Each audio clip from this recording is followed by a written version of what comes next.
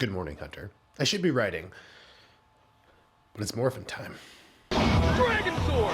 Mastodon! Pterodactyl! Triceratops! Thought we had a graphic for that.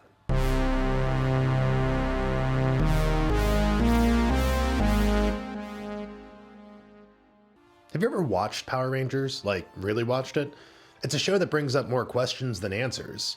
What is a Power Ranger? Is it like a park ranger, a lone ranger? Or is it just that they're very powerful rangers? What are they ranging? And most importantly, where are they always going? I'll tell you now that absolutely none of these questions will be answered in this video, but what I can promise you is a glimpse into the eye of insanity that is Power Rangers. Watching this show, I'm reminded of a quote from my boy H.P. Lovecraft. I felt myself on the edge of the world, peering over the rim into a fathomless chaos of eternal night. That's how it feels to watch this show. You're looking at something that no one should see, and in the end it will drive you to an unending madness. It begs you to stop, but you fucking can't. Through the hazy mists of existential cosmic dread, however, I was able to decipher a few things from this show. Just to be clear, we're talking about Mighty Morphin Power Rangers here, and mostly Season 1. Not Power Rangers Space, Turbo, Time Force, Samurai, Super Samurai, Ninja Storm, Jungle Fury, Dino Thunder, Dumbledore's Army, and I've gone cross-eyed. Okay, I've gone cross-eyed. There we go. Just make that work. Mighty Morphin Power Rangers ran for 3 seasons from 1993 to 1996. It was based on a Japanese tokusatsu. What? Tokusatsu? There we go. Fuck, the Japanese are gonna kill me. Called Super Sentai. The basic premise of the show is pretty simple. Some galactic space lady named Rita Repulsa has just escaped after being trapped for 10,000 years in a dumpster on the moon, for reasons which are never explained. And the first thing she wants to do is conquer Earth, also never explained. So this dude named Zordon, an interdimensional being caught in a time warp, again, not explained, and his little robot pal Alpha 5 decide to put together a team to defend Earth from Rita. And who do they want on this team? Stallone? Schwarzenegger? Statham? Nope. Zordon looks at Alpha 5 and says, "Recruit a team of teenagers with attitudes." Yep, Earth is under attack, and Zordon's plan as a last line of defense is teenagers with attitudes. I think this is reason enough to believe that Zordon might not be a super stable guy. Before things get too wonky, I guess I should quickly run through the cast of recurring characters. You've got Jason Lee Scott as the Red Ranger, Srini Kwan as the Yellow Ranger, Zach Taylor as the Black Ranger, Kimberly Hart as the Pink Ranger, and Billy Cranston as the Blue Ranger. Say my name. Then you've got Zordon, the living embodiment of a migraine, and Alpha 5, a cute little robot who's inexplicably into cultural appropriation. Welcome, homeboys, homegirls. What brings you to the hood? But more on that later. That's kind of it for our good guy team, although there is a Green Ranger that comes into the story a little bit later, but not important. On Team Bad Guys, we've got Rita Repulsa, a crazy space lady hell-bent on conquering Earth for reasons. Her posse consists of Goldar, a humanoid cat creature with very fancy armor, Finster, who makes monsters out of clay that magically come to life. He's actually kind of adorable. A little blue goblin guy who likes putting old-fashioned bombs everywhere, and Babu, a very tall monkey. That's the extent of his character development. There are more, but I think for the sake of my sanity, we're going to stop it right there. Power Rangers as a viewing experience is akin to quicksand. You know, the more you fight it, the more deeply entrenched and powerless you are to stop it. So as to respect my time and yours, I've broken this down into 3 parts. The Mighty Morphin Power Rangers pilot is one of the most confounding pieces of media I've ever seen. In the first 2 minutes alone, we have astronauts land on the moon. Except maybe not, because there's an Earth in the background, and then we're on the moon, and yet there's this unknown celestial object? I'm certainly no expert on sidereal exploration, but I can't imagine astronauts are trained to go around opening space dumpsters. I mean, they've mastered planetary travel, and yet approach this thing with the caution and giddiness of 2 teenagers finding dirty magazines by the river.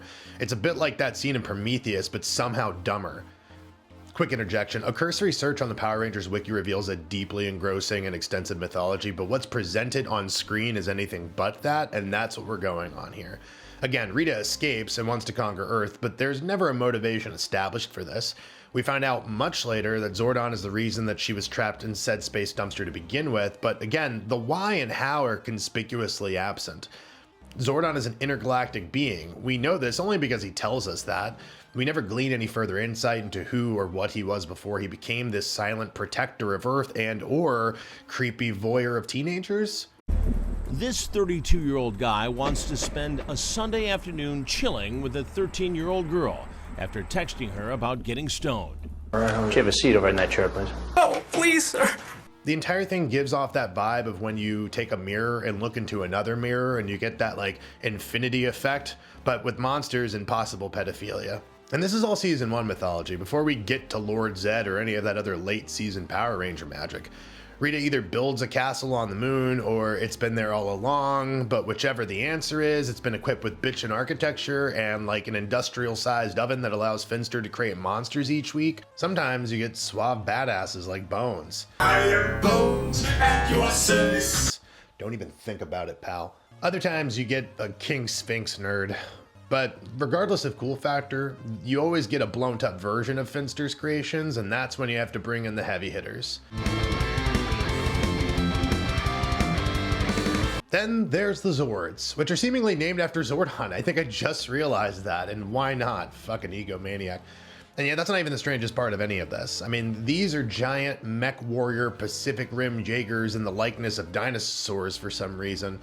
Except that that's not even entirely true. The Yellow and Black Ranger are shafted because they don't even get dinosaurs. They get saber-toothed tigers and mastodons, which are both Pleistocene-era animals, which we're talking a good 40 to 80 million years separated those animals from the dinosaurs. Soft bestial racism aside, these Zords are huge and travel long distances to get to the Power Rangers. Mastodon comes from what seems to be the Arctic. Sabertooth comes from some sort of jungle. Pterodactyl lives in a volcano, as pterodactyls are wont to do. But all aren't, nearby, which is crazy because every episode inevitably requires these metal monstrosities to appear in order to defeat the villain of the week. This might be the progenitor to that whole Game of Thrones beyond the wall Dany rides in to save the day moment. Presumably, these Zords are traveling across oceans and hemispheres, yet they always manage to show up within 30 seconds of being hailed.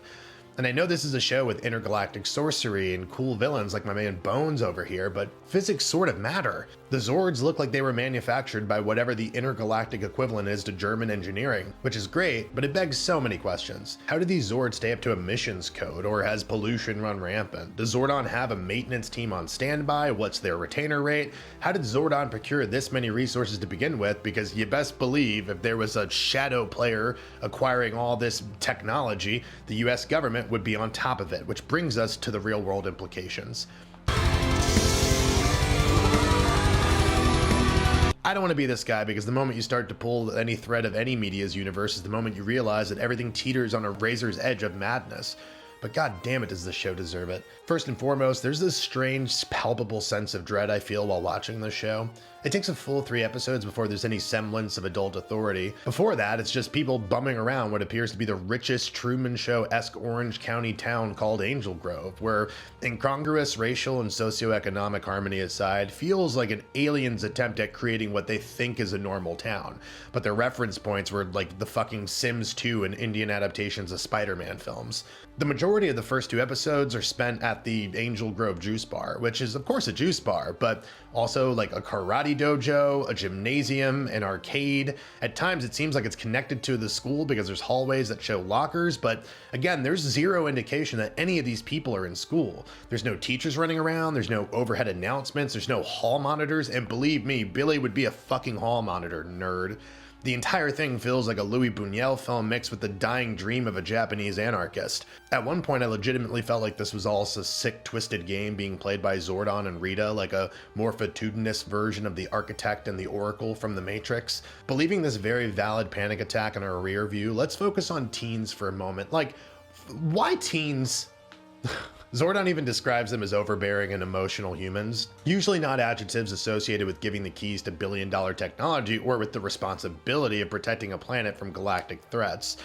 Which again is terrifying because when the Rangers are first introduced to said threat, they act as if it's information they're hearing for the first time. Which begs the question of what is the governmental response to any of this? We have sophisticated alien technology flying over international borders to fight alien monsters that the populace was previously unaware even existed. Every episode, Rita shows her fucking Olympian javelin throwing ability and causes some sort of seismic event. And despite this, we don't get a sense beyond Juice Bar Ernie of a world outside of the Rangers talking about what's going on with the world. Where's the UN? Where's the mobilization of Earth's defenses? Where is the congressional investigation into what these Zords are, how they are manufactured, and where they hide out when they're not fighting monsters? And this is to say nothing of the property damage. Hunter, you and I live out in LA, and we're no stranger to the earth and earthquakes. In 1994, while this show was airing, mind you, the Northridge earthquake rocked the greater LA metropolitan area and caused anywhere from $24 to $93 billion in damages. But there's a Northridge every couple days in this universe, and despite that, it's always business as usual. On the topic of property damage, remember this unknown celestial object? Well, that's not going to go unnoticed on Earth. We're talking coastal flooding due to extreme lunar tides, or in this case, I imagine it to be terrestrial tides. Either way, get fucked, New York. Staten Island is stupid anyway. Sorry, Mom, you made a mistake of living in Tampa and your shit is wrecked now because this universe added a fucking planet for no discernible reason.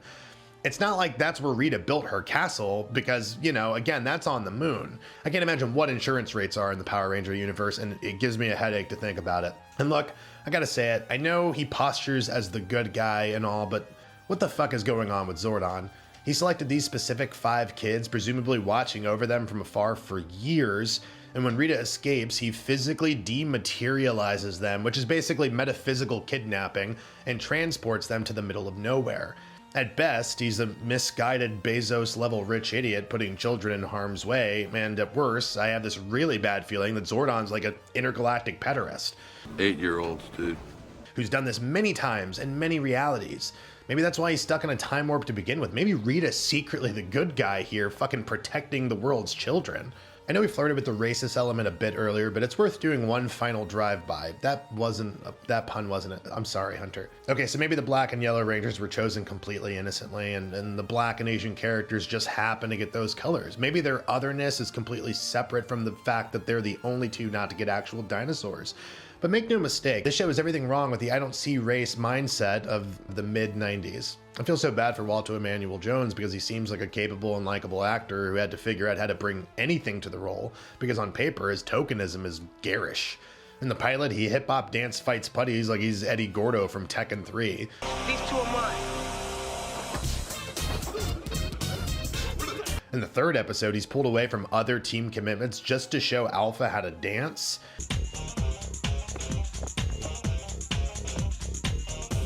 Which brings this whole other weird subplot because I love Alpha. He may be the only innocent sentient being in the show, but his cultural appropriation is next level, which actually feels like the innocent version of I don't see race. I mean, he's a fucking robot. He might be the only one who can say that and actually mean it. Completely off script here, I just want to say Power Rangers holds a very special place in my heart because I wish I was cool and I was watching Twin Peaks in utero, but Power Rangers is sort of my first dalliance with serialized storytelling.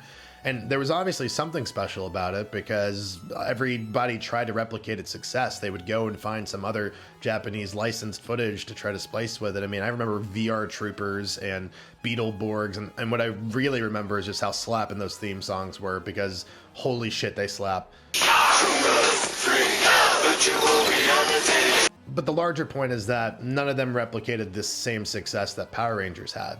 There was something very special about this. It struck a cultural chord. And I guess the real tragedy here is when you go back to something you loved as a child. You know, they say you can never go home, but I don't know. I could literally talk about this show for hours and hours, but I think it's best to show restraint and try to summarize, so here's my best attempt. The problem with Power Rangers is that it exists. And the best thing about Power Rangers is that it exists. I'm reminded of a Hunter S. Thompson quote. One of God's own prototypes. A high-powered mutant of some kind never even considered for mass production. Too weird to live, and too rare to die. I'll see you next week.